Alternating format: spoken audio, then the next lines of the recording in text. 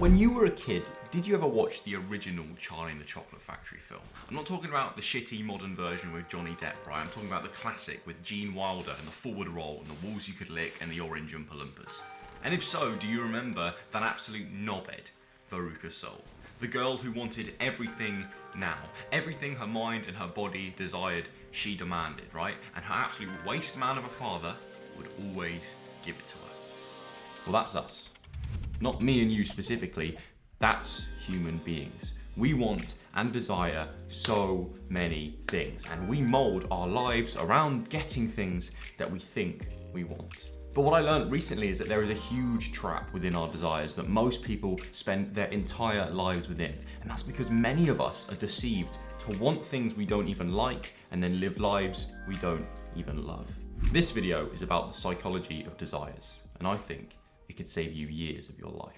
I came across an absolutely incredible idea when studying the neuroscience of addiction. And if you bear with me through this sciencey bit, you'll see how it links back to the trap of desire. The dopamine system in our brain is associated with drive and reward. And when stimulated, it motivates us to do things and then gives us satisfaction once we do the thing. But when dopaminergic synapses are stimulated to an intense degree, we see a good rise in dopamine and euphoria.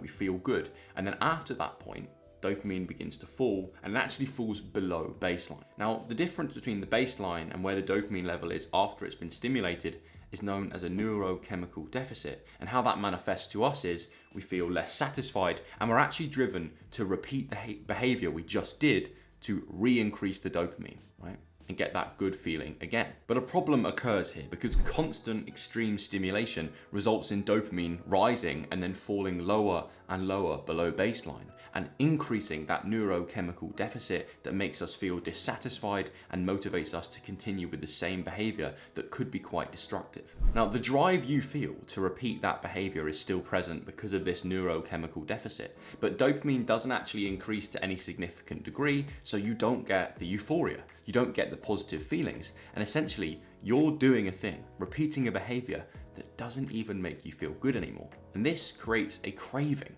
for something that you don't even feel you like that much anymore.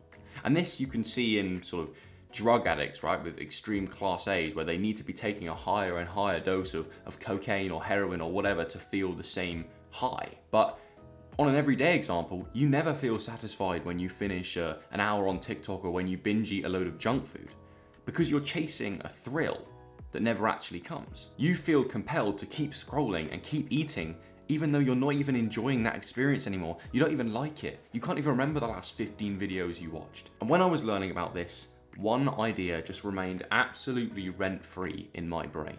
This then made me think on a broader existential level, applying that theory from neuroscience of addiction to our lives as a whole. And it made me think about how much of our desires and our wants in life are things that we don't actually like. And this also made me question how much of our desires are actually our own choice, right? How much of what we want is just unconscious programming and how much is serious, agentic, conscious striving. Look at the car he has, look at their happy relationship, look at her dress, look at the job he has, look at his big biceps.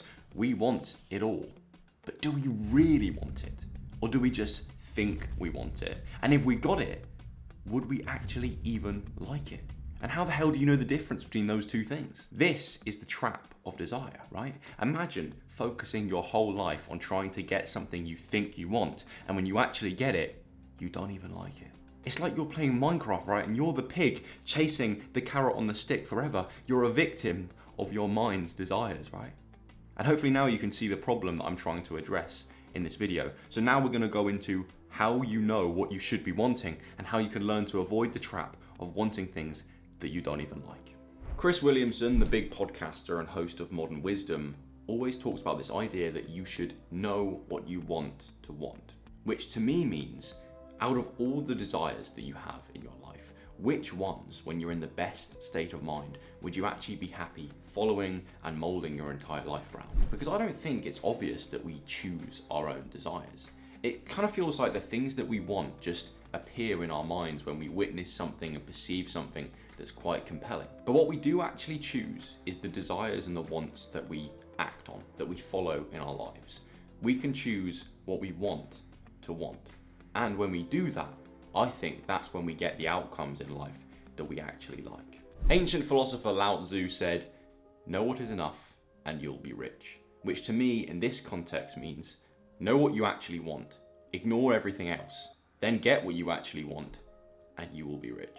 And knowing the difference between something you want and something you want to want just comes from a level of self-awareness and reflection, because you have to filter out your many, many desires. You have to figure out which ones are just there because you want to impress people, or you want to overcome some insecurity you have, because that will be most of them in all honesty.